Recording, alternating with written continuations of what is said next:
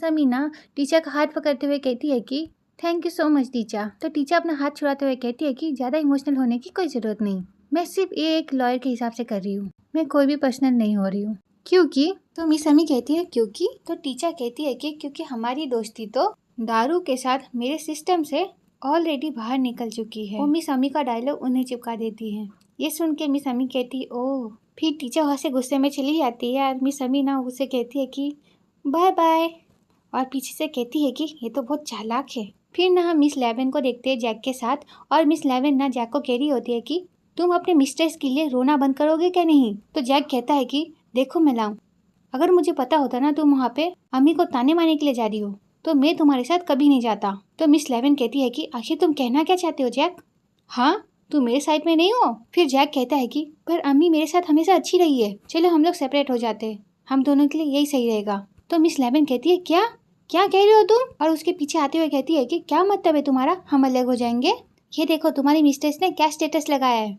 तो Jack read करता है कि मैरिज सर्टिफिकेट के साथ एक मिस्ट्रेस, और वो मिस लेवन को देखने लग जाता है। और मिस लेवन कहती है कि बस इतना ही नहीं, उसने तो ग्रुप में भी मैसेज करके सबको बता दिया कि मैंने उसके पति को चुरा लिया है, उसने मुझे बदनाम किया, सबके सामने बुरा भला कहा, तो अब हम सेपरेट लाइफ कैसे जी सकते हैं, बोलो बताओ ना जैक। फिर जैक बोलता है कि मैं उससे पहले भी मिल चुका हूँ। ये सुनकर तो और गुस्सा करने लग जाती है, फिर वो गुस्से से वहाँ से चली जाती है। फिर ना जैक उसके पीछे आता है और कहता है कि क्या तुम सच में एमी को सू करोगी। तो मिस लेमन कहती है कि हाँ बिल्कुल, मैं उसे कोर्ट में पनिश करवाऊंगी, तुम देख लेना। थाई लोगों को मिस्ट्रेस अच्छी नहीं लगती है ना, मैं उसे सू करूंगी जाके लोगों को पता चले हम दोनों विक्टिम हैं, एमी मिस्ट्रेस है। फिर लोग तो उसे बदनाम करेंगे ही और हमें भी अकेला छोड़ देंगे। फिर वो जैक को कहती है कि जैक मुझे किस दो ना प्लीज। ये कह के ना उसे अपने पास खींच लेती है और उसके साथ ना फोटो खींचने लग जाती है, और उसके बाद उसे कहती है थैंक यू थैंक यू। फिर वो कहती है कि अब ये पिक्चर ग्रुप चैट में भेज देती हूँ, जिसे देख के एमी पागल हो जाएगी, तुम देख लेना। और ये सारी चीजें देख के जैक पागल हो रहा था। फिर हम मिस अमी को देखते हैं जो टीचर को बोल रही होती है कि मैं पहले से थी, मैं जैक के साथ महीनों से थी, मैं ही थी जिसने उन दोनों को मिलवाया था। मैं जैक को एक इवेंट में लेके गई थी और मैंने उन दोनों को वहाँ पे इंट्रोड्यूस करवाया था। तो टीचर कहती है कि क्या आपके पास कोई प्रूफ है। और यहाँ पे हम मिस लेवन को देखते हैं जो अपने लॉयर के साथ होती है, और इस लॉयर का ना अभी शक्ल नहीं दिखाते। फिर मिस लेवन कहती है कि ओके मुझे ना ये केस जीतना ही है, एमी को लोग मिस्ट्रेस बुलाएंगे तो मजा आएगा। फिर हम मिस अमी को टीचर के साथ देखते हैं। मिस अमी बोलती है कि ये सारे प्रूफ है, ये प्रूफ है कि मैंने जैक को पैसे दिए थे, मैं जैक को मंथली पैसे दिया करती थी, और तो और मैंने उसका घर भी बनाया है, उसके घूमने फिरने का खर्चा भी उठाया और उसे शॉपिंग पे भी लेके गई, और उसकी माँ बाप का खर्चा भी मैंने ही उठाया। तो डाला बोलती है कि ये आपके रिलेशनशिप का टाइम पीरियड प्रूव करता है। तो मिस अमी कहती है हाँ। फिर डाला कहती है कि लेकिन इससे ये प्रूव नहीं होता कि मिस लेवन आपके बाद उससे मिली। फिर यहाँ पे हम मिस लेवन को देखते हैं जो बोल रही होती है अपने लॉयर को, उसने जैक के साथ अपने फोटोज इंस्टाग्राम में डाले और फेसबुक में भी डाले, और तो और हमारे ग्रुप चैट में भी डाले मीन बना के दिखावे के लिए, जो मेरे पास है कि ये सारे एविडेंस काफी नहीं है। तो मिस अमी से क्यों बोल रहा होता है कि लॉ शूट के लिए एविडेंस जरूरी होता है और आपको जीतने के लिए पक्का एविडेंस चाहिए। ये बात याद रखना, एविडेंस लाने का सबसे अच्छा तरीका क्लाइंट का होना जरूरी है। ये सुन के मिस अमी कहती अरे ये कि तो हस्बैंड ढूंढना कितना मुश्किल है, ऊपर से उसे डिवोर्स देना तो और मुश्किल है। फिर हम टीचर सबको देखते काम करते हुए, वो लोग दिन रात काम कर रहे होते जाके वो लोग ये केस जीत सके। फिर हम कैमिलिया को देखते जो किसी से फोन में बोल रही होती है कि मनी क्या फोन पे आ नहीं सकती, वो कब फ्री होगी, क्या आप उसे कॉल बैक करने के लिए कह सकते, प्लीज प्लीज उन्हें बता देना। हाँ मैं उनसे बात करने की कोशिश कर रही हूँ, मुझे उन्हें कुछ जरूरी बातें बतानी है। Okay thank you very much. ये कह के वो फोन कट कर देती है। फिर कैमिलिया अपना डोर खोलती है और वहाँ पे ना बेंसर खड़े होते हैं। तो कैमिलिया अपना मुंह घुमा लेती है और बेंसर बोलते हैं कि कैमिलिया क्या तुम फ्री हो। फिर बेंसर बोलते हैं कि कैमिलिया क्या तुम्हारे पास थोड़ा वक्त है क्या, मुझे तुम्हारी मदद की ज़रूरत है। इस टाइम पे ना कैमिलिया को मना कर देना चाहिए पर बेचारी करती नहीं है। फिर हम बेंसर और कैमिलिया को ना जिम में देखते हैं। फिर कैमिलिया कहती है बेंसर को क्या आपको यहाँ की मेंबरशिप चाहिए। तो बेंसर बोलते हैं कि क्या तुम यहाँ पे मेंबरशिप के लिए साइन करोगी। ये मिस अमी का पति जैक का जिम है, उसने इसे अपने दोस्तों के साथ खोला है, मैं चाहता हूँ कि तुम इस प्रॉपर्टी का ना वैल्यू का अंदाजा लगाओ। ये सुन के कैमिलिया ना जिम को देखने लग जाती है। फिर नेक्स्ट सीन में हम डाला को देखते हैं। डाला कहती है कि सुनो मैं खाना मंगाने वाली हूँ, क्या किसी को खाना खाना है? तो सब लोग बोलते हैं हाँ मुझे मुझे। तो डाला कहती है कि पैसे मैं ही नहीं देने वाली हूँ, तो खुद के पैसे खुद दो। फिर वहाँ पे टीचर रहती है और कहती है कि डाला, इन्वेस्टमेंट का प्लान क्या है? ये सुन के डाला कहती है कि मैं अम्मी के केस की इंफॉर्मेशन ढूंढने में बिजी थी तो मैं भूल गई। तो टीचर कहती है कि क्या तुम भूल गई? मैंने इस केस में तुम पर भरोसा किया था, तुम ऐसे कैसे भूल सकती हो? हाँ, कल ही तो बोला था तुम्हें। अगर क्लाइंट ने कॉल नहीं किया होता तो क्या होता? तुम कोई ट्रेनी नहीं हो, तुम ऐसे केयरलेस कैसे हो सकती हो? अब आगे से मैं तुम पर भरोसा कैसे करूँ? अभी जाके वो काम खत्म करो। ये कह के वो गुस्से में चली जाती है वहाँ से। डाला को ना काफी बुरा लगा होता है कि टीचर ने सबके सामने उसे ऐसे डांट दिया। फिर डाला ना एक कोने में जाके रोने लग जाती है। फिर वहाँ पे ना क्यू आता है। डाला जब क्यू को देखती है तो अपने आंसू पोंछने लग जाती है। फिर डाला क्यू से कहती है कि मैं ठीक हूँ, हमारा केस दूसरे की जिंदगी से जुड़ी हुई रहती है, मुझे थोड़ा केयरफुल रहना चाहिए था। तुम मेरी गलतियों से सीख लेना क्यू, ऐसी गलती मत करना। अगर तुम ऐसा करोगे तो टीचर तुम पर कभी भरोसा नहीं कर पाएगी। फिर डाला कहती है कि ये फाइल ना तुम टीचर को दे देना प्लीज़, शायद उसकी मदद हो जाए। तो क्यों कहता है कि ठीक है। फिर डाला वहाँ से चली जाती है रोते हुए। फिर हम टीचर को देखते हैं जो अपनी केबिन में होती है और बहुत परेशान हो रही होती है। इसी बीच वहाँ पे क्यू आ जाता है और कहता है कि क्या हम बात कर सकते हैं टीचर, प्लीज़ टीचर? तो टीचर कहती है कि मैं बिजी हूँ। तो क्यों कहता है कि ये हमारी काम की बातें हैं। फिर टीचर उसे देखने लग जाती है। फिर क्यों अंदर आता है और कहता है कि मुझे पता है कि ये केस हमारे लिए कितना ज़रूरी है, मगर इसके लिए इतना टेंशन लेने की कोई ज़रूरत नहीं है। ये सुन के टीचर कहती है कि निकल जाओ। फिर क्यों कहता है कि मुझे पता है कि लॉयर्स कभी गलतियाँ नहीं कर सकते, मगर हम जिस हालत में हैं उसे तुम देखो तो, तुम्हें उससे ऐसी बातें नहीं करनी चाहिए थी।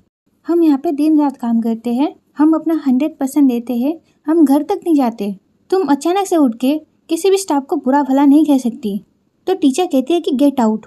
तो क्यों कहता है कि एक बात कहूँ तुमसे, तुम केस को फॉलो अप करना भूल गई हो, तो इस ब्लेम के लिए क्या हम सभी जिम्मेदार है? तो टीचर कहती है कि क्यों ना उन फाइलों को टेबल पर रखते हुए कहता है कि ये डालन ने दिया तुम्हारे लिए। और इसी बीच ना वहाँ पे बेंसर आ जाते हैं और बेंसर को देख के ना क्यों वहाँ से चला जाता है। फिर बेंसर टीचर को बोलते हैं कि तुम ठीक तो हो ना टीचर? फिर हम टीचर बेंसर को देखते हैं जो बाहर आए होते हैं। टीचर बोल रही होती है कि मैं पिछला पूरा हफ्ता केस के बारे में सोच के थक गई हूँ। सच कहूँ तो मुझे तो ये भी नहीं पता कि मैं इस केस को कैसे हैंडल करूँगी। मेरा तो दिमाग ही काम नहीं कर रहा। हमारे पास तो एविडेंस ही नहीं है। आपको पता है कि मैरिज सर्टिफिकेट सबसे बड़ा एविडेंस है।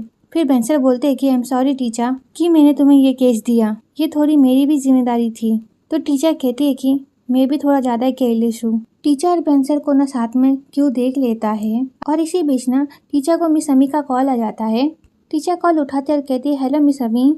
तो मिस अमी कहती है कि मैंने केस का अपडेट लेने के लिए कॉल किया है, मैं जानना चाहती थी कि हमारा गेम प्लान क्या है। तो टीचर कहती है कि मेरे पास कोई प्लान नहीं है। फिर मिस अमी कहती है क्या? तो फिर ये केस हम कैसे जीतेंगे? फिर वो फ़ोन कट कर देती है और टीचर भी बहुत परेशान हो रही होती है और ये सारी चीज़ें ना क्यों देख रहा होता है पर वो भी कुछ कर नहीं सकता। फिर क्यों वहाँ से चला जाता है। फिर हम मिस लेमन को देखते हैं जो ना इंस्टाग्राम पोस्ट देखती है।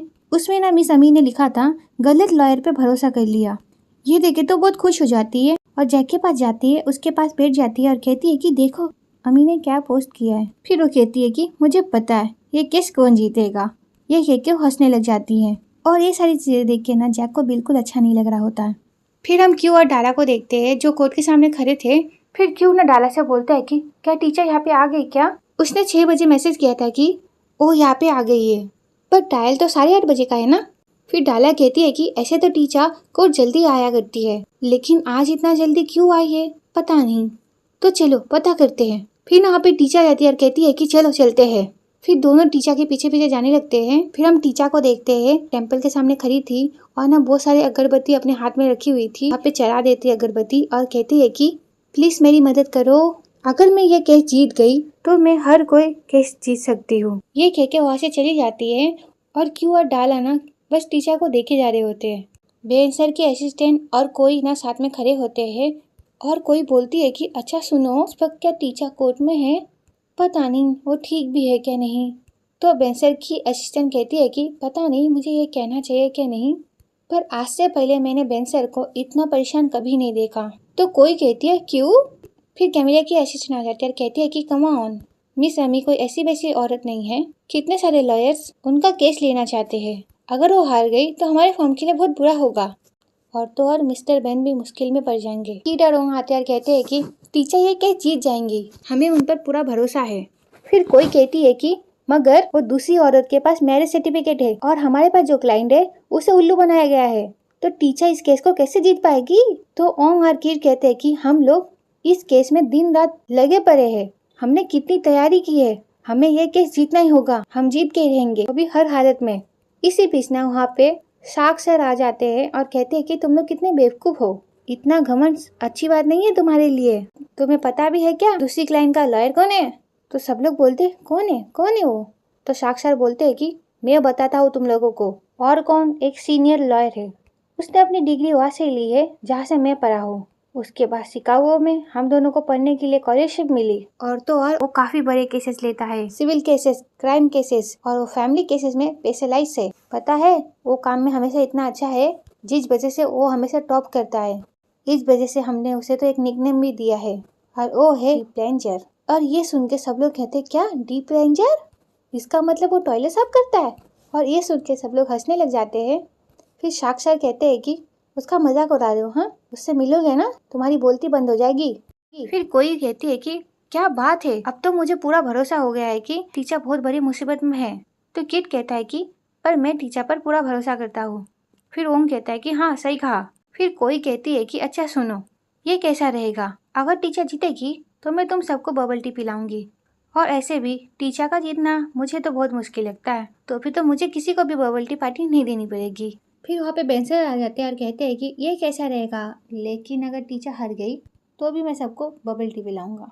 मैं तुम लोग को जुआ खेलने के लिए बढ़ावा नहीं दूंगा, लेकिन मैं एक बॉस हूँ तो मैं रोज से हर में सारे एम्प्लॉय पे भरोसा करता हूँ। टीचर भले हारे या जीते वो उसकी गलती नहीं होगी, वो मेरी गलती होगी। तो अगर आज टीचर हार गई तो मैं सबको पार्टी दूंगा। तुम्हें क्या लगता है कोई। तो कोई कहती है कि यस बॉस। तो शार्क सर कहते हैं कि चलो बॉस के लिए ताली बजाओ, और सब लोग क्लैप करने लग जाते हैं। फिर हम कोर्ट का सीन देखते हैं जहाँ पे सब लोग बैठे हुए होते हैं। फिर मिस लेवन का जो लॉयर होता है ना, वो कहता है कि मिस लेवन आपका और जैक का क्या रिश्ता है, क्या आप सबको बताएगी। तो मिस लेवन बोलती है कि हम लोग हस्बैंड और वाइफ है। फिर उनका लॉयर कहता है कि क्या आपने मैरिज रजिस्टर की थी। तो कहती है कि हाँ किया था। फिर उनका लॉयर बोलता है कि क्या आप इसे देख के बता सकती है क्या ये आपका मैरिज सर्टिफिकेट है। तो कहती है हाँ। फिर उनका लॉयर ना जज को जाके वो पेपर दिखा देता है। फिर वो मिस लेवन के पास जाता है, कहता है कि मिस लेवन इस मैरिज सर्टिफिकेट के अलावा क्या आपने अपनी शादी की पार्टी की थी जिसमें आपने किसी को बुलाया हो, बताया हो कि आप दोनों हस्बैंड वाइफ है, इस बात का कोई सबूत है आपके पास। तो मिस लेवन बोलती है कि नहीं मैंने नहीं बताया। तो उनका लॉयर कहता है कि क्या आपने किसी को नहीं बताया। तो वो कहती है नहीं। फिर वो बोलती है कि क्या आप ये ब्रेसलेट देख रहे हैं, ये मुझे मेरे हस्बैंड ने दिया है, इससे पता चलता है कि मेरा हस्बैंड मुझसे कितना प्यार करता है। मैं उस तरह की औरत नहीं जो दुनिया को बताते फिरे मेरे हस्बैंड मुझसे उम्र में छोटे हैं। मैं ये सब नहीं बोलती, मुझे बोलने की जरूरत ही नहीं, इसलिए मैंने नहीं बताया। तो उनका लॉयर बोलता है कि क्या मिस अमी को पता है कि आपकी और जैक की शादी हो गई है, वो भी लीगली, जैसे कि उन्हें कोई मैरिज सर्टिफिकेट के बारे में पता हो। कहती है कि मुझे नहीं लगता है, जितना मैं उसे जानती हूँ उसे अपने अलावा किसी और की परवाह तो है ही नहीं। फिर मिस लेवन का लॉयर कहता है कि मिस लेवन ये कुछ फोटोज है सोशल मीडिया में जो मिस अमी ने जैक के साथ फोटो खींचे हैं, और उन्होंने सोशल मीडिया ग्रुप चैट में भी पोस्ट भी किया है लोगों को ये बताने के लिए कि वो दोनों कितना एक दूसरे से प्यार करते हैं। मिस लेवन क्या आपको ये बात नहीं पता थी, आपको इसमें कोई दिक्कत नहीं दिखी। तो मिस लेवन कहती है कि मुझे बिल्कुल भी बुरा नहीं लगा, मुझे लगा कि वो उसे बस एक जूनियर की तरह पसंद करती है।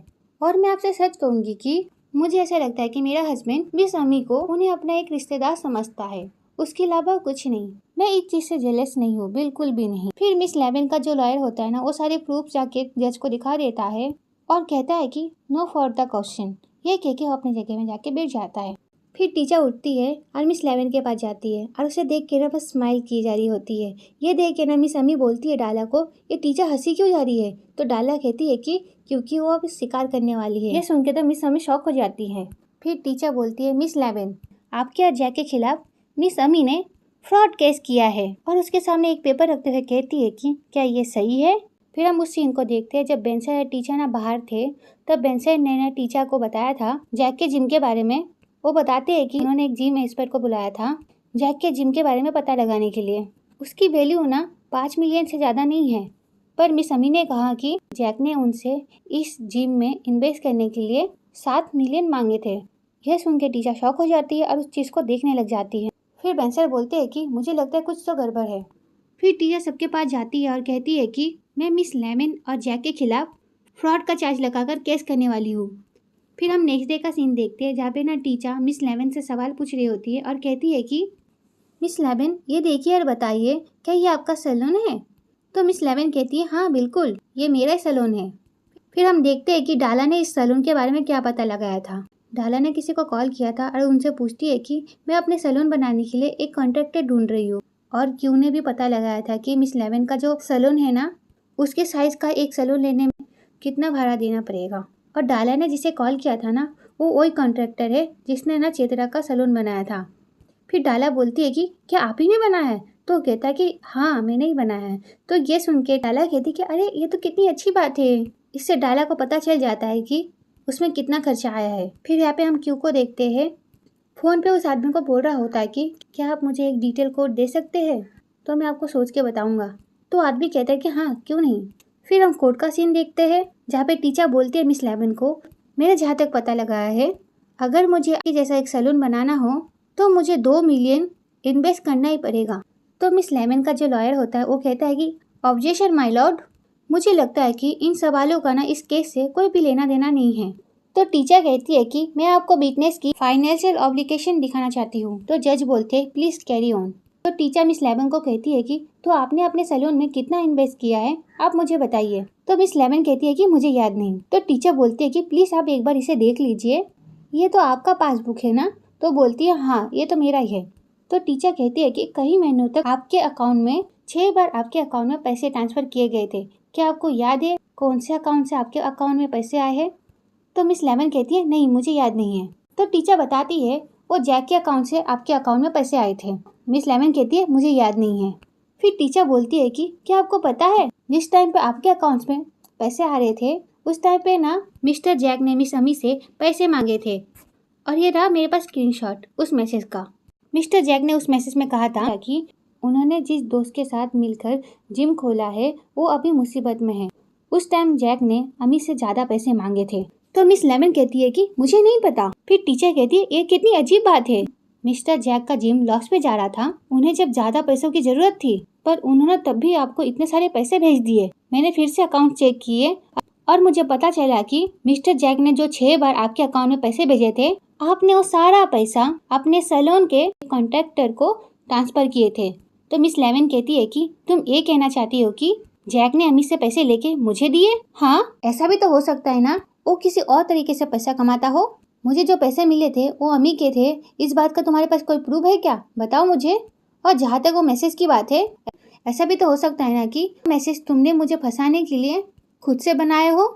फिर हम मिस लेमन को देखते हैं बाहर बैठे हुए। फिर हम मिस लेमन को देखते हैं जो बहुत गुस्से में होती है। उनका लॉयर बोलता है कि इस केस का एविडेंस काफी वीक है तो एक केस शायद डिसमिस भी हो सकता है। तो मिस लेमन कहती है कि बस एक सवाल है, अगर हम ये केस जीत जाए तो हम फैमिली केस भी जीत सकते हैं ना, इस बारे में आप क्या कहना चाहेंगे? तो उनका लॉयर बोलता है कि हाँ ऐसा हो सकता है। फिर से हम सबको कोर्ट में देखते हैं। फिर हम देखते हैं टीचर ना जैक से सवाल पूछ रही होती है, आप मिस अमी से 3 साल पहले मिले जहाँ पे आप काम करते थे, उन्होंने आपको अपना पर्सनल ट्रेनर बनाकर हायर किया। 3 महीने के बाद आप दोनों काफ़ी करीब आए, फिर आप दोनों डेट कर रहे थे, आप दोनों अब्रॉड गए और काफ़ी शॉपिंग भी की और काफ़ी फ़ोटो निकाल कर सोशल मीडिया में भी डाल देते थे। फिर जैक बोलता है कि मैं जिस भी क्लाइंट को ट्रेन करता हूँ मैं उनसे क्लोज ही रहता हूँ। फिर वो बोलती है कि अच्छा तो फिर आप मिस अमी के घर में दिन रात फोटोज खींचा करते थे और उसे हर बार सोशल मीडिया में पोस्ट भी करते थे। कितने सालों तक ये सारी चीज़ें कर रहे थे? आप मुझे बताइए, क्या आप सारे क्लाइंट के घर में जाके ऐसे रहते हो? इसके अलावा मेरे पास और भी सबूत है, इसके अलावा मेरे पास और भी डॉक्यूमेंट्स है, जैसे कि credit card bills, insurance bills. आपने ये सारे डॉक्यूमेंट्स मिस अमी के घर पर मंगाए थे, ये सही बात है क्या नहीं? आपने इतने सारे डॉक्यूमेंट्स एक क्लाइंट के घर में क्यों भिजवाए थे? इसका जवाब जान सकती हो? तो मिस लेमन का जो लॉयर होता है वो कहता है कि आई ऑब्जेक्ट माय लॉर्ड, उनका इस केस से कोई लेना देना नहीं है। तो टीचर कहती है कि मैं ये दिखाने की कोशिश कर रही हूँ कि डिफेंडेंट मेरे क्लाइंट को किस तरह से उल्लू बना रहा है। तो जज बोलता है कि प्लीज कैरी ऑन। फिर टीचर जैक को बोलती है कि ये वो सारे पैसों का रिकॉर्ड है जो मिस अमी तुम्हें 3 सालों से कर रही थी। तो मिस लेमन का जो लॉयर होता है वो बोलता है कि ये उसकी ट्रेनिंग फीस भी तो हो सकती है। तो जैक बोलता है कि ये मेरी ट्रेनिंग फीस नहीं है। तो टीचर कहती है कि मिस्टर जैक, क्या आप मिस अमी से प्यार करते हैं? तो मिस लेमन का जो लॉयर होता है वो कहता है कि आई ऑब्जेक्ट, इस केस से इस सवाल का कोई लेना देना नहीं है। पर टीचर उनकी बात सुनती नहीं और टीचर बोलती है कि तो टीचर जैक से कहती है कि जब आपकी माँ बीमार पड़ी तो उन्हें हॉस्पिटल ले जाने के लिए लोगों को किसने भेजा, सारे खर्चे किसने किए थे? तो मिस लेमन का जो लॉयर होता है कहता है कि वो केस को भटका रही है। फिर टीचर कहती है कि जब आपका खेत पानी से भर गया था तब आपकी मदद किसने की थी? तुम्हारे पापा का ट्रैक्टर का खर्चा किसने उठाया था? तो मिस लेमन का जो लॉयर होता है वो कहता है कि इसका तो इस केस में फोकस ही नहीं है, ये कौन सी बात कहाँ पे लेके जा रही है, यह तो कुछ भी बकवास की जा रही है। तो टीचर बोलती है कि मैं बस ये बताने की कोशिश कर रही हूँ कि इसने मेरे क्लाइंट से किस तरह से पैसे निकाले हैं। फिर हॉक का जो जज होता है वो कहता है कि मिस टीचर कौन, प्लीज़ ये सारे सवाल मेरे फैमिली ट्रायल के लिए बचा के रखिए, प्लीज़ अभी बस फ्रॉड के केस में ध्यान दीजिए। फिर टीचर कहती है यस माय लॉर्ड, मैं बस अभी फ्रॉड पर फोकस करूंगी। फिर टीचर जैक से बोलती है कि मिस्टर जैक, ये मैसेज आपने मिस अमी को पैसे उधार लेने के लिए भेजा था, आपने उनसे पैसे उधार लिए थे क्या नहीं लिए थे? तो जैक बोलता है कि एक्चुअली मुझे याद नहीं है। तो टीचर कहती है कि सोच के बताइए, ये सारे मैसेज तो आपने किए हैं ना, आपके अकाउंट में तो पैसे भी ट्रांसफर हुए, तुमने उनसे पैसे उधार लिए थे क्या नहीं लिए थे? तो जैक ने अपने लॉयर का मुंह देख रहा होता है। तो टीचर कहती है कि अपने लॉयर का मुंह मत देखो, सिर्फ बताओ यस या नो। तो जैक बोलता है कि मुझे याद नहीं है। तो टीचर कहती है वेल, तो ये क्या है, क्या आपको ये याद है? तो जैक पूछता है ये क्या है? तो टीचर बोलती है कि ये हॉस्पिटल का एक डॉक्यूमेंट है, मिस लेमन ने हिस्ट्रोमी करवाया था। ये सुनकर तो जैक का मुंह खुला का खुला रह जाता है। फिर हम देखते हैं उस दिन को जब टीचर ने उनके खिलाफ फ्रॉड का केस करने वाली थी, तब वो सोच रही थी कि उनके खिलाफ फ्रॉड का केस तो करेगी पर उसके पास सबूत नहीं है, तो अब सबूत कहाँ से ढूंढे? तो उसकी जो नज़र है ना उस फाइल पे जाती है कि उन्हें टीचर को दिए थे और कहा था कि ये डाला ने दिए हैं। फिर टीचर ना जैक से पूछती है कि क्या आपको ये बात पता थी मिस लेमन बच्चे पैदा नहीं कर सकती? ये सुन के जैक मिस लेमन को देखने लग जाता है और मिस लेमन ना अपना सर हिला के बोल रही होती है नहीं नहीं ये सच नहीं है। उसके बाद मिस लेमन का जो लॉयर होता है ना वो खड़ा हो जाता है और कहता है कि objection my Lord, miss teacher ने तो इस एविडेंस को एविडेंस लिस्ट में इस चीज को ढाला ही नहीं था। तो टीचर कहती है कि माय लॉर्ड, मैंने इस ट्रायल के लिए ऑलरेडी डॉक्यूमेंट्स सबमिट कर दिए हैं, आप देख सकते हैं, मैं आपके डेस्क पर भेजवा रही हूँ। फिर जैक उठ जाता है और मिस लेमन से कहता है कि तुमने हिस्टेरोटॉमी करवाई थी तो तुमने मुझसे उस वक्त क्यों कहा कि तुम प्रेग्नेंट हो? तो मिस लेमन कहती है कि जैक इस बात में ध्यान मत दो, ये लोग झूठ बोल रहे हैं। फिर मिस अमी कहती है कि तू एक नंबर की झूठी है, तेरी जब हिस्टेरोटॉमी हुई थी तब मैं तुझसे अस्पताल में मिलने भी आई थी। तो मिस लेमन कहती है कि तू कब आई थी मुझसे मिलने के लिए? हाँ। तो मिस अमी कहती है कि अगर तूने ऐसा कुछ करवाया नहीं तो इसके पेपर कैसे आए? तो मिस लेमन कहती है कि कौन से पेपर्स? फिर मिस अमी कह रही होती है तू कितनी झूठी है, और ना मिस लेमन कह रही होती है नॉनसेंस, तू कुछ भी बोल रही है, मैंने ऐसा कुछ नहीं करवाया, ये सारी बातें झूठ है। फिर जज बोलता है कि बस करो, बिहेव योरसेल्फ। फिर जैक बोलता है कि तुमने कहा तुम प्रेग्नेंट हो, इसी वजह से मैंने तुम्हारे साथ शादी की थी, तुमने मुझसे झूठ क्यों कहा था? तो मिस लेमन कहती है कि ये सच नहीं है, ये सच नहीं है जैक। तो जैक कहता है कि तुमने मुझसे झूठ क्यों कहा, कहो। और इस चीज को सुन के ना टीचर डायरेक्ट बोलती है आपने मिस लेमन के साथ शादी रजिस्टर इसलिए करवाई थी क्योंकि आपको लगा कि वो प्रेग्नेंट है, आपका उनके साथ हस्बैंड वाइफ वाला रिश्ता बनाने का कोई इरादा ही नहीं था, शादी एक झूठ के वजह से हो गई थी, इसलिए मैरिज रजिस्ट्रेशन एक गैर कानूनी है और सिविल और कॉमर्शियल कोड के आर्टिकल 1450 इसे फ्रॉड मानकर civil and anti commission code के बेसिस पर इसे फ्रॉड मानकर गैर कानूनी और अवैध माना जाता है। ये शादी पैसों के आधार पर चल रही थी और इसका कोई भी मतलब नहीं था। फिर मिस लेमन का जो लॉयर होता है वो कहता है कि माय लॉर्ड, मिस अमी का ये वाला क्लेम फैमिली केस से है, ये फ्रॉड केस से कैसे जोड़ा जा सकता है? तो जैक बोलता है कि ऑफ कोर्स जोड़ा जा सकता है। जैक मिस लेमन को कहता है कि वो तुम थी, तुम्ही ने मुझसे कहा था कि तुम्हारे सैलून के लिए मैं अमी से पैसे मांगू। तो मिस लेमन कहती है जैक क्या कहा तुमने अभी अभी?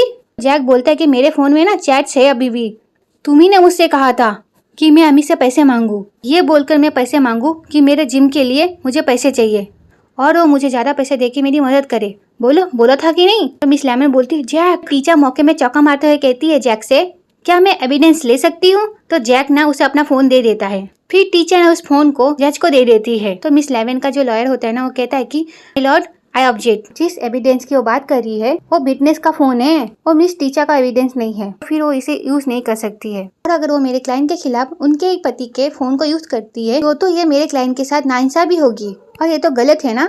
तो टीचर भी किसी से कम थोड़ी ना है। टीचर बोलती है माय लॉर्ड, लेकिन ये फ्रॉड मेरे क्लाइंट से भी जुड़ा हुआ है। फिर टीचर ने उन्हें कुछ पेपर्स देती है और कहती है कि मैं ये भी लाई हूँ। उन पेपर को देखने के बाद ना जज कहते हैं कि मैं मिस टीचर का एविडेंस स्वीकार कर रहा हूँ। ये सुनकर टीचर की टीम खुश हो जाती है और बाकी उन लोगों का तो मुंह उतर जाता है। फिर हम डाला, ओम, किट को देखते हैं जो सब लोगों को बताते हैं कि अरे टीचर मैम आ गई है। फिर ना टीचर के लिए सब लोग क्लैप कर रहे होते हैं और टीचर कहती है कि बस भी करो यार, मुझे शर्म आ रही है। फिर टीचर कहती है कि क्या आज डबल टी है, डिस्काउंट चल रहा है, डबल टी है। तो बेंसर की असिस्टेंट कहती है कि नहीं, कोई डिस्काउंट नहीं है, किसी ने प्रॉमिस किया था कि वो पार्टी देगी। फिर टीचर बोलती है हमारी जीत की खुशी में है। क्या बात है, मजा आ गया, मुझे तो बहुत अच्छा लग रहा है। फिर बेंसर टीचर को बोलते हैं कि नहीं, कोई डिस्काउंट नहीं है, किसी ने हमें ये प्रॉमिस किया था कि वो सबको पार्टी देगी। फिर कोई अपना मुंह सराते हुए बोलती है कि ठीक है। और इसी बीच ना क्यों आ जाता है बबल टी लेके। वो टीचर को बबल टी देते हुए कहता है कि ये लो टीचर, ये तुम्हारे लिए। ये सारी चीजें देख के ना कैमिलिया को बिल्कुल अच्छा नहीं लगता, क्योंकि ना कैमिलिया ने इसमें भी बहुत मेहनत की होती है।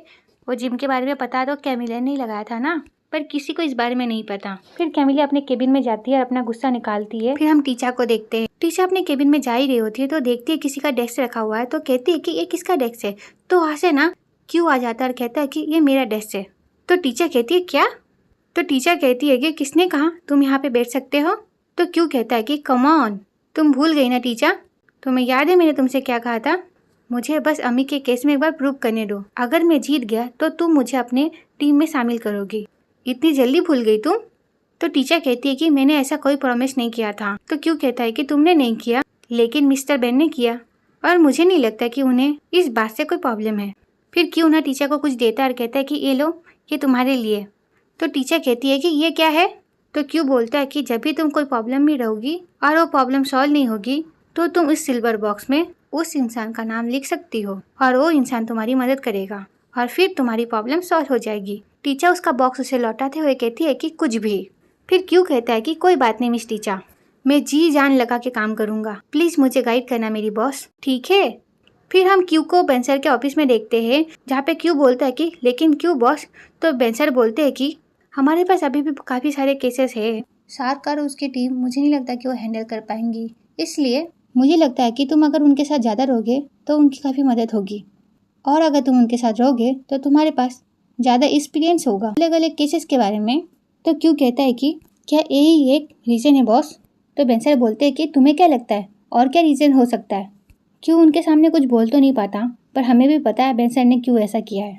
फिर हम टीचर डाला को देखते हैं। टीचर डाला से कहती है कि जरा इस कंप्लेन को चेक तो करना, मुझे आज ही चाहिए। तो डाला कहती है कि ठीक है, मैं अभी करके देती हूँ टीचर मैम। फिर टीचर उसे देख रही होती है तो डाला कहती है कि क्या हुआ। तो टीचर कहती है कि मैं ये कहना चाहती हूँ कि तुमने सच में अम्मी के केस में मेरी काफ़ी मदद की है। हिस्टोट्रॉमी हमारे लिए काफ़ी ज़रूरी साबित हुआ, जिसके वजह से हम ये केस जीत पाए हैं। मैं ये केस अकेले नहीं जीत सकती थी, मैं मेरी पूरी टीम को थैंक्स कहना चाहती हूँ और तुम्हें भी कहना चाहती हूँ, तुमने बहुत अच्छा काम किया है। तो डाला कहती है कि thank you so much teacher. फिर टीचर कहती है कि क्या सब कुछ ठीक है। तो डाला कहती है मुझे समझ आ गया कि मुझे एक लेसन की ज़रूरत थी ताकि मैं ऐसी गलती फिर से ना करूँ, और मैंने इस लेसन को अच्छी से याद किया। टीचर कहती है कि मुझे खुशी है कि तुम डिस्करेज नहीं हुई। फिर डाला कहती है कि ठीक है, अपने आप को आपके लिए प्रूव करती हूँ। फिर टीचर कहती है ठीक है। फिर डाला चली जाती है वहाँ से काम करने के लिए। फिर वहाँ पे क्यों आता है, अपना सामान पैक करने लग जाता है। ये चीज़ टीचर देख लेती है और टीचर ने उसके पास जाती है। तो क्यों देख लेता है टीचर को, तो क्यों बोलता है कि उन्होंने मुझे वापस भेज दिया शार्क सर के पास। तो टीचर कहती है क्या, लेकिन क्यों। तो क्यों कहता है कि मुझे नहीं पता। क्यों काफ़ी इमोशनल था। फिर क्यों ना अपना बैग और बॉक्स लेता है और वहाँ से ना चला जाता है, पर मुझे ना क्यों के लिए बुरा लगता है इस टाइम पे। और फिर हम उस बॉक्स को भी देखते हैं जो टीचर के लिए क्यों लाया था, वो अभी भी वहीं पे पड़ा हुआ था। टीचर उसे देख लेती है तो उसे ले लेती है और उसे देखते हुए ना क्यों के बारे में सोच ही रही होती है। हम कैमिलिया को देखते हैं जो कॉफी लेने आई होती है। इसी बीच ना कैमिलिया की असिस्टेंट आ जाती है और कहती है कि कैमिलिया, क्या तुमने सुना, मिस्टर बेन ने क्यू को टीचर की टीम में जाने से मना कर दिया है।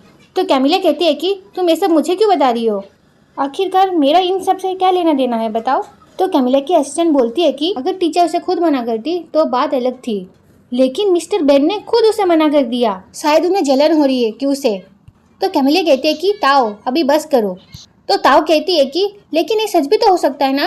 तो कैमिलिया कहती है कि ताओ मैंने कहा ना चुप करो, रीज़न जो भी हो मुझे नहीं पता करना। फिर कैमिलिया उस लड़के से अपने बचे हुए पैसे मांगती है। फिर वो देखती है कि वो जो लड़का है ना उसका हाथ पड़ रहा है। वो लड़का बोलता है कि मैं जितना पढ़ पा रहा हूँ उस हिसाब से मुझे लग रहा है कि तुम जिस इंसान को पसंद करती हो उसे खो दोगी। फिर वो कैमिलिया को बोलते हैं सॉरी, तुम्हें संभल के रहना पड़ेगा नहीं तो तुम उसे खो दोगी। मैंने पाम रीडिंग का ना कोर्स किया है, ये मेरी तरफ से फ्री रीडिंग, अगली बार जरूर आना। फिर ना कैमिलिया अपने पैसे लेती है और उसे चली जाती है। फिर कैमिलिया ना एक जगह जाके बैठ जाती है और फिर वो सोचती है कि जिस दिन बेंसर टीचर के केस की वजह से परेशान थे, उस दिन जब कैमिलिया गई थी ना बेंसर के पास, बेंसर ने कितनी बुरी तरीके से उसके साथ बात किया था। फिर कैमिलिया कहती है कि मैंने आपकी बहुत मदद की पर आप मेरे बारे में बिल्कुल नहीं सोचते मिस्टर बेन।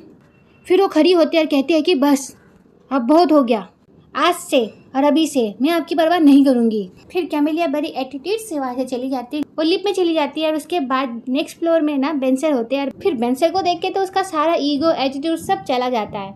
उसके बाद बेंसर बोलते हैं कि हेलो कैमिलिया, कहाँ चली गई थी तुम? मैं तुम्हें ढूंढने छत पे गया था। फिर कैमिलिया कहती है कि मैं छत पर कुछ देखने गई थी। तो बेंसर बोलते हैं कि अच्छा तुम छत पर चिल कर रही थी? तो कैमिलिया कहती है कि मैं छत पर चिल्लाने गई थी। फिर वो खुद ही सोचती है मैंने क्या कह दिया, कैमिलिया क्या हो गया तुम्हें? फिर वो कैमिलिया के कंधे पे हाथ रखते हुए कहते हैं कैमिलिया, और ये देख के तो कैमिलिया की आंखें बाहर आ जाती है। पर कैमिलिया कुछ बोलती नहीं, अपना मुंह घुमा लेती है। और बेंसर बोलते हैं कि सब ठीक है ना कैमिलिया? फिर कैमिलिया लिफ्ट का बटन दबाने लग जाती है। तो बेंसर बोलते हैं कि हम अब तक अपने फ्लोर पे नहीं पहुंचे। कैमिलिया कहती है कि मैं कुछ भूल गई हूँ। ये कह के ना जैसे ही लिफ्ट का दरवाजा खुलता है वो बाहर आ जाती है, उसके लंबी सांसें लेने लग जाती है। फिर कैमिलिया कहती है कि प्लीज़ एक्सक्यूज सर, ये कह के वहाँ से चली जाती है बड़ी एटीट्यूड से। पर ना थोड़े से दूर पर जाते ही ना वो अपने छाती पे हाथ रख के लंबी लंबी सांसें लेने लग जाती है और कहती है कि उसने मुझे छुआ और मैंने उसे छूने दिया। फिर वो देखने लगती है कि वहाँ से बेंसर गए क्या नहीं। फिर वो बोलती है खुद से ही कि फोकस कर कैमिलिया, फोकस कर। फिर हम टीचर को देखते हैं जो बहुत सैड होती है। वहाँ पे ना डाला आती है और कहती है कि हे टीचर, तुम क्या मिस्टर बेन से क्यों के लिए बात करोगी? अगर तुम कहोगी हमें उसकी ज़रूरत है तो मुझे यकीन है कि वो उसे वापस भेज देंगे। फिर टीचर कहती है कि उन्होंने जो भी फैसला लिया होगा उन्होंने सोच के ही लिया होगा। फिर डाला कहती है कि क्या आप नहीं चाहती क्यों हमारे टीम के लिए काम करे? फिर डाला कहती है कि टीचर क्या तुम्हें ऐसा नहीं लगता क्यों को वो काम ना चाहते हुए भी करना पड़ रहा है? तो टीचर कहती है कि मुझे ऐसा क्यों लगना चाहिए, ऐसे सब ठीक ही तो चल रहा है। टीचर बोलती है कि मैं मिस्टर बेन के डिसीजन को रिस्पेक्ट करती हूँ। डाला ये सुन के बोलती है ओके, ये कह के ना वहाँ से चली जाती है। फिर हम क्यू को देखते हैं जो बहुत सैड होता है। क्यू के पापा जब क्यू को देखते हैं तो क्यू के पापा बोलते हैं कि अरे आज बहुत जल्दी आ गई तुम घर, इतनी जल्दी तुम घर आ गए, क्या हुआ, तुम्हें जॉब से निकाल दिया क्या? पर क्यों कुछ बोलता नहीं, वो अंदर चला जाता है। तो क्यों के पापा बोलते हैं क्या हुआ, वो केस हार गए क्या? ये तो बहुत सीरियस मैटर है। फिर हम क्यू को देखते हैं जो अपने रूम में जाता है यार, बहुत परेशान हो रहा होता। वहाँ पे ना उसके पापा आ जाते हैं, क्यू को इस तरह परेशान होते हुए देख लेते हैं तो ना उसका डोर नॉक करते हैं और उसके पास जाते हैं। जब क्यू अपने डैड को देखता है तो कहता है कि हे डैड। फिर क्यू के पापा उसके पास जाके बैठ जाते हैं और कहते हैं कि सुनो, मैंने जो भी कहा उसे दिल पर मत लो, लेकिन ये बात बहुत सीरियस है। उन्होंने अगर तुम्हें जॉब से निकाल दिया तो कोई वजह तो होगी, कोई बात नहीं, तुम कोई नया जॉब ढूंढ लेना। तो क्यों कहता है कि नहीं डैड, ऐसा कुछ नहीं हुआ। फिर क्यों के पापा बोलते हैं तो फिर बात क्या है? तो क्यों कहता है कि हम कुछ और बात कर सकते हैं डैड। फिर क्यों के पापा बोलते हैं कि तुम्हारी सारी परेशानी की वजह मैं हूँ। फिर क्यों हंसते हुए कहता है कि डैड। फिर क्यों के पापा भी हंसने लग जाते हैं और क्यों कहता है कि डैड ऐसी कोई बात नहीं है, ठीक है ना? बस मिस्टर बेन अपने वादे से मुकर गए, शायद वो नहीं चाहते कि मैं टीचर के आसपास रहूं, इसलिए उन्होंने मुझे टीचर की टीम में नहीं भेजा। मुझे नहीं पता मिस्टर बेन को मुझसे क्या प्रॉब्लम है। क्योंकि पापा बोलते हैं अरे कोई बात नहीं। क्योंकि पापा बोलते हैं कि अगर जिंदगी इतनी आसान होती फिर जिंदगी जीने में क्या मजा आता। जिंदगी में कुछ ना कुछ तो मुसीबत आएगी ना। तुम्हें पता है जो चीज़ बड़ी मुश्किल से मिलती है ना, उस चीज़ की हम काफ़ी कदर करते हैं, समझे ना? तो क्यों कहता है कि आप क्या काम के बारे में बात कर रहे हैं? तो क्योंकि पापा बोलते हैं हाँ बिल्कुल काम के बारे में ही है, क्या ये काम के बारे में नहीं था? फिर क्यों बोलते हाँ डैड, मैं काम के बारे में बात कर रहा था। फिर क्यों के पापा बोलते ठीक है, अब मेरी बात सुनो, तुम किस टीम में हो उससे कोई फर्क नहीं पड़ता, फिर भी तुम उसी जगह काम कर रहे हो जहाँ पे टीचर है, ये तो अच्छी बात है ना, मतलब दोनों आसपास ही तो रहोगे, है ना? तो क्यों बोलता है फिर क्यों बोलता है कि लेकिन डोंट वरी डैड, चाहे मैं किसी के भी टीम में क्यों ना रहूँ, मैं अपना काम दिल से करूँगा। फिर क्यों के पापा बोलते हैं कि लेकिन बेटा इस बार तो मैं टीचर के बारे में बात कर रहा था। फिर क्यों बोलता है कि डैड। फिर क्यों के डैड बोलते हैं कम ऑन, अगर तुम टीचर की टीम में काम नहीं करोगे तो फिर तुम मर नहीं जाओगे। तो क्यों कहता है कि मैं ऐसे कैसे मर सकता हूँ। फिर क्यों अपने डैड को हक करते हुए कहता है कि मेरे पास ना दुनिया के सबसे बेस्ट डैड है, मुझसे कुछ भी नहीं होने वाला। फिर क्यों के पापा बोलते हैं कि अब बस भी करो, ये मक्खन लगाना। तो क्यों कहता है कि मुझे भूख लगी है। फिर क्यों के पापा बोलते हैं अच्छा छोड़ मुझे, पर क्यों छोड़ता नहीं है। फिर हम रात के सीन को देखते हैं। क्योंकि दोस्त ना क्योंकि पापा के साथ खाना बना रहे होते हैं और क्यों वहाँ से आता है और कहता है कि ए इतना शोर क्यों बचा रहे हो यार, तुम्हारे यहाँ पे खाना नहीं बनता क्या? डैड इन्हें घुसने क्यों दिया? तो पॉन कहता है कि अपने डैड से ऐसा कौन बात करता है हाँ? तो क्यों कहता है कि मैं तुम दोनों से बात कर रहा हूँ। फिर क्यों के पापा बोलते हैं कि तेल गर्म हो गया है, चलो इसमें अंडे डालते हैं। फिर टीन बोलते हैं कि अरे तू भी आ जा। फिर टीन बोलता है कि चल इधर आ, चल आके ऑमलेट बना, चल यार जल्दी आ, जल्दी आकर हमारी मदद कर, भूख लगी है। तो क्यों कहता है कि मैं नहीं आऊँगा। तो पॉन कहता है कि मुझे पता है तू भूल जाएगा। ये कह के उसके पास जाता है, कहता है कि चल तू आज हमें खाना खिलाने वाला था ना। ये कह के उसे ज़बरदस्ती किचन में ले जाता है। उसके बाद पॉन उसे खाना बनाने दे देता है। फिर हम क्यू को देखते हैं जो खाना बना रहा होता है और उसके दोस्त और उसके पापा ना उसे देख रहे होते हैं। तो क्यू को लगता है कोई उसे देख रहा है। तो क्यू देखता है तो उसके दोस्त ना फिर से काम करने लग जाते हैं। उसके बाद क्यू फिर से खाना बनाने लग जाता है और फिर से वो लोग देखने लग जाते हैं। तो क्यू मुड़ता है, वो लोग फिर से एक्टिंग करने लग जाते हैं। पर क्यू इस बार ना उनके पीछे जाके खड़ा हो जाता है और जब फिर से वो लोग मुड़ते हैं तो देखते हैं क्यू तो वहीं पे खड़ा है। फिर क्यू बोलता है कि मैं तुम दोनों को अच्छी तरह से जानता हूँ। फिर पॉन ना उसे खाना फेंक के मारता है और कहता है कि बेवकूफ़, ना खुद काम कर रहा है ना हमें करने दे रहा है, चल जल्दी से खाना बना। और क्यू के पापा ये सब देख के हंस रहे होते हैं। फिर हम नाम को देखते हैं जो टीचर को बोल रही होती है कि मुझे नहीं लगता कि मिस्टर वैन ने ये ठीक किया। और जैक भी बोलती है कि हाँ मुझे भी यही लगता है। फिर नाम बोलती है कि जो भी रीज़न हो उन्हें अपना प्रॉमिस तो रखना चाहिए था और क्यू को टीम में भेजना चाहिए था। तो टीचर कहती है कि तभी मिस्टर वैन उसे टीम से हटाते। तो जैक बोलती है कि तुम्हें क्या वो पसंद नहीं है क्या? तो टीचर कहती है कि इतना भी नहीं। फिर नाम कहती है कि पर तूने मना नहीं किया, मिस्टर वैन को तुम्हारे लिए फैसला लेने का हक नहीं है और ऐसे भी वो तुम्हारे लिए ऐसे कैसे कुछ भी फैसला ले सकते हैं। फिर जैक कहती है कि लेकिन मैं तुमसे ज़्यादा नाराज़ हूँ। ओके। तो टीचर कहती है क्यों? फिर जैक कहती है कि देखो अगर इस केस के बारे में सोचे तो तुमने कोई भी रूल नहीं तोड़ा है, तुम एक लॉयर हो और एक टीम की हेड भी, तो तुम्हें इन चीज़ों के लिए लड़ना चाहिए, तुम्हें कुछ करना चाहिए अपनी टीम के लिए और तुमने उसके लिए कुछ भी नहीं किया है ना। पर अगर मैं उसकी जगह होती तो मैं तो बहुत शौक होती, पता नहीं बेचारे पर क्या गुजर रही होगी। ये सारी बातें सुन के टीचर को अच्छा नहीं लग रहा होता क्योंकि टीचर को बिना क्यू के लिए बुरा लग रहा होता है। फिर नाम कहती है मुझे तो बेचारे के लिए बहुत बुरा लग रहा है। ये सुन के टीचर उसे देखने लग जाती है। फिर जैक कहती है कि देख उसके जैसा ट्रेनी लाइसेंस पे काम कर रहा है तो उसे मना करने का कोई हक ही नहीं है, ना कोई अपना डिमांड रखने का हक है। फिर नाम कहती है कि तू तो हमेशा फ़ाइट करती है ना, तो इस बार फ़ाइट क्यों नहीं की? क्या तुझे वो लड़का बिल्कुल भी पसंद नहीं? ऐसा नहीं है, बस वो मेरा दिमाग खाता है। तुम दोनों को क्या लगता है मुझे क्या करना चाहिए? तो जैक कहती है कि वेल अगर तुम्हें अच्छा लगता है और तुम गिल्टी फील नहीं कर रही हो तो फिर ठीक है, कोई बात नहीं। फिर नाम कहती है कि चलो एक काम करते हैं। फिर नाम कहती है कि तुझे अभी कैसा लग रहा है? उसे दूसरी टीम में भेज दिया गया है तो तुझे अच्छा लग रहा है क्या? फिर तुझे कोई फ़र्क ही नहीं पड़ता क्या? फिर तू परवाह नहीं करती क्या? फिर तुझे गिल्ट महसूस हो रहा है? बता क्या है? तो टीचर सेकेंड वाला ऑप्शन चूज़ करती है।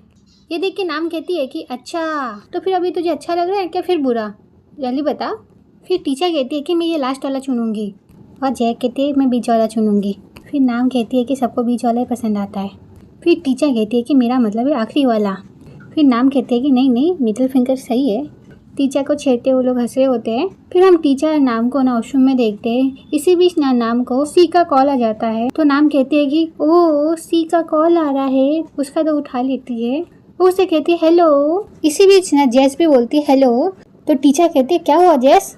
और नाम कहती है कि तुमने अभी मेरी और सी की बेइज्जती की जैस। तो जैस बातों का डोर खोल देती है और बाहर निकलती है और बाहर निकलते ही कहती है कि वो कमीना मुझ पर चीट कर रहा है। फिर हम इन तीनों को देखते हैं जो जा रहे होते हैं और जैस ना रो रही होती है। फिर जैस कहती है कि मेरी हालत बुरी है, मेरी शादी जितनी अच्छी लगती है उतनी है नहीं। और ये सारी बातें रोते हुए कह रही होती है और उसके दोनों दोस्त परेशान हो रहे होते हैं अब क्या करें। फिर जैस कहती है कि मैं मेकअप करती हूँ, अच्छे कपड़े पहनती हूँ, ये इसलिए जाकि मैं उसके नज़र में आ सकूं, पर कोई फ़ायदा नहीं है। ना मुझे कुछ खिलाता पिलाता है ना मुझे घूमने ले जाता है। मेरे मेहनत करने का कोई फ़ायदा नहीं है।